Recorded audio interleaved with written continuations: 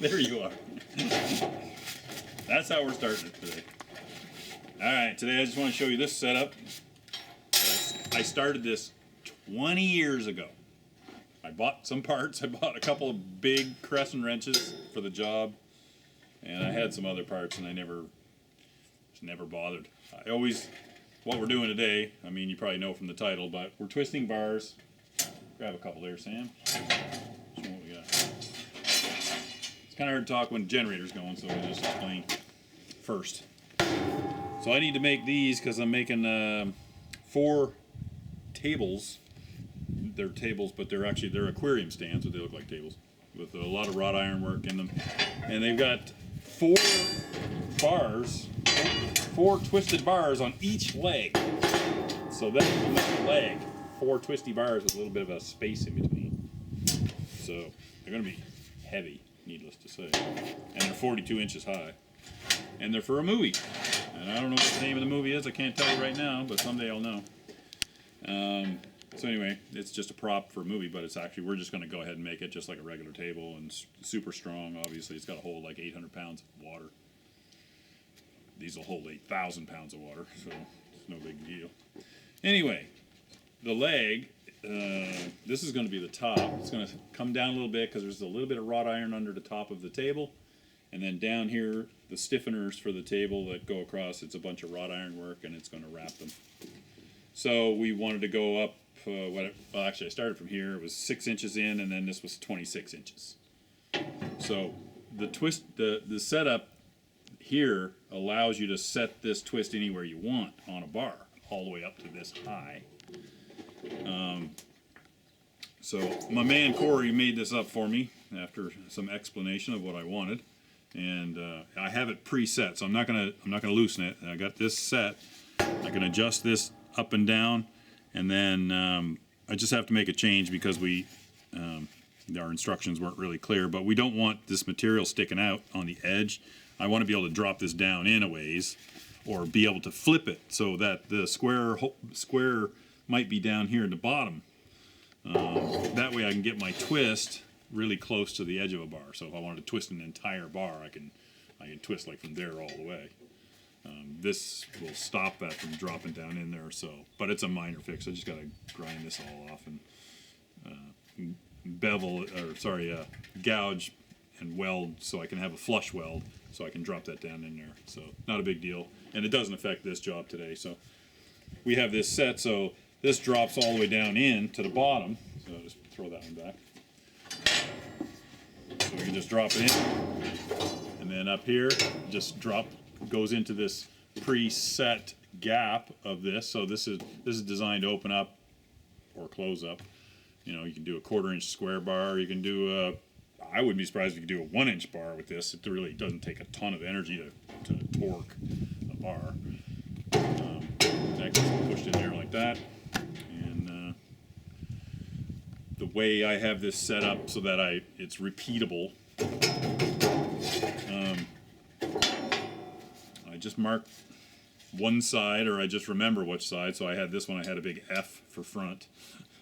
I just know I want this way. And then we did a couple test pieces down there, and we were able to figure out, because you have to overbend because obviously it's a big spring, and then when you back it up, you lose a little bit. But obviously we want our squares lined up. We don't want square on one end and then twisted on the other end. So once you figure that out after doing a couple test pieces, we got it within like 2 test pieces. So then you mark it where you want it to stop, which is this mark right here. It's kind of gone now, but I can still see it. So when I twist it, I'm going to bring this around till it's like lined up with these marks. Then I'm going to back it up so it'll come out. And when it comes out, it's going to be pretty close to being square. And then when I go to assemble the tables, I may have to tweak them just a little in the vise or something, but and that's what my man Sam's doing here right now. Because when we twist them, sometimes the twist itself straight and the rest of the bar is straight, but right at that point there, sometimes it's just off a little bit. So he's chucking them in the vise and straightening them up, and then he's stacking them for me. So we'll do a run here now and see how it goes. So that's why I just wanted to explain everything before we run the generator, because obviously we run on gas power here or solar power. And that's the way we do it.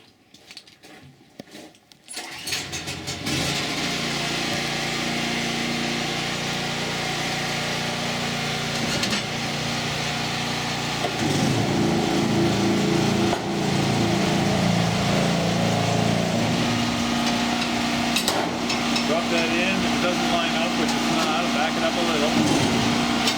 There.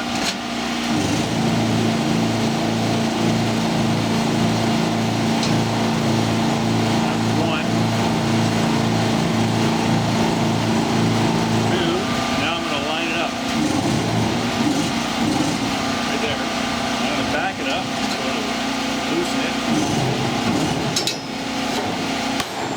That's my man. Straighten them up.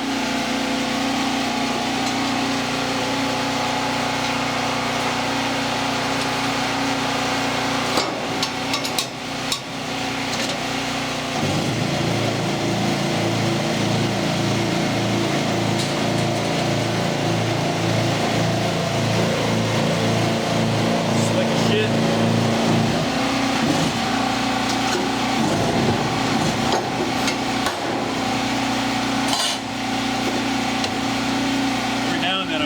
Out, clean that scale off, because it's going to start sitting on that scale inside. Don't want that. I want to stay accurate. A lot of mill scales flaking off, so you got to watch out for that. Wear your glasses. Ball hat would probably be nice.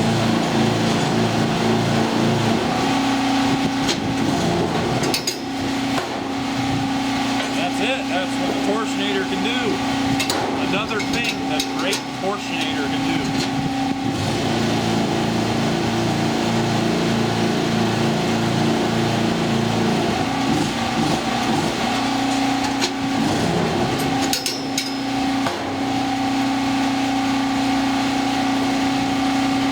Get a close up.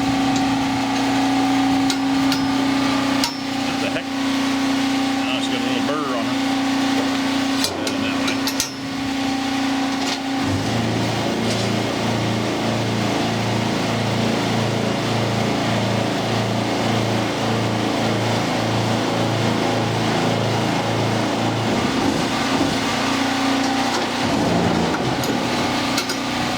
I said in my last video I was going to show you some art.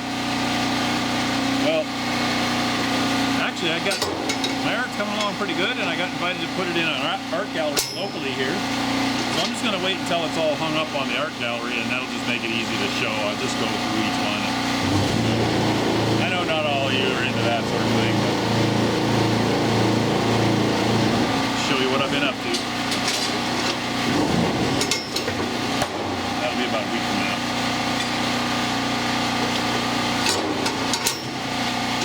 Now we got to get these tables built.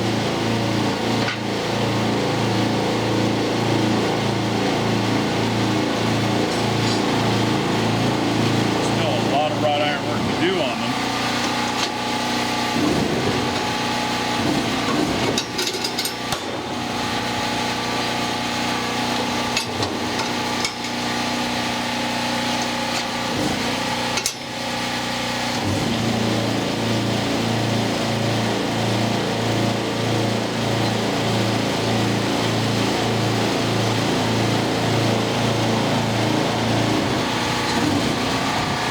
As soon as I get this last one done, I'm going to throw in a piece of garbage. We'll see how it'll really twist it. This is only a double twist. You know, obviously you can do one twist, two twists, three twists, four twists. You can only go so far before a bar will shear.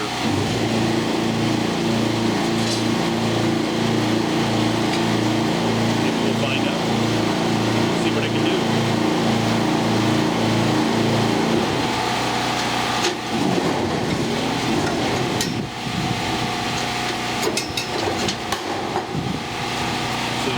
See what I mean?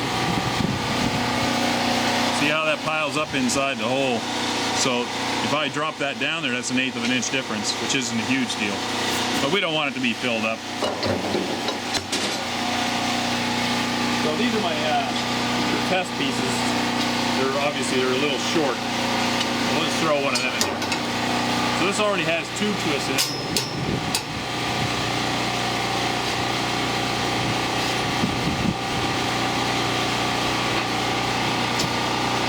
I'm just going to put this bar in front of it, so if something breaks, this bar will absorb some energy. Let's count it out, see what we can get. That's 3 twists. See if we can do a 4.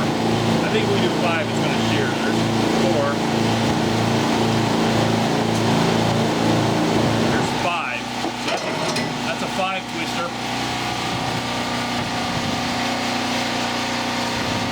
Looks like he's getting ready to slip in the hole. Might get jammed. I'm gonna do one more. Is this 5 or is this 4? I don't know. I wasn't counting. I would back up.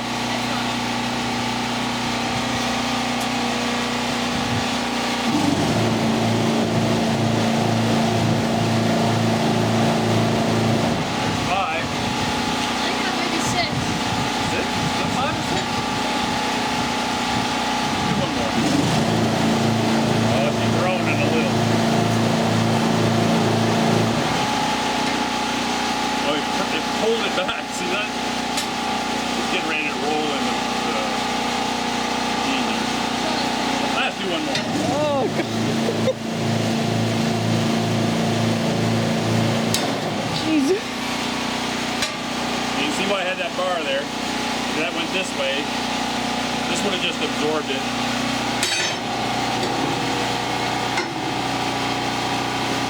It's a nice twist. That's a lovely twist. It's almost a hot twist. Look at that. Isn't that sharp? Ooh, she's warm. Feel it. It's not hot, but it's pretty damn warm. It's sheared pretty hard. So that's the difference between a, what, 6 twists? Yeah. So at least we know over a distance like that, you're only going to get about 6. If it was longer, you'd probably get more. We're just doing a double twist. We want a little more elegant. That'd make a lovely handle or something. Maybe we'll make some nice handles to this.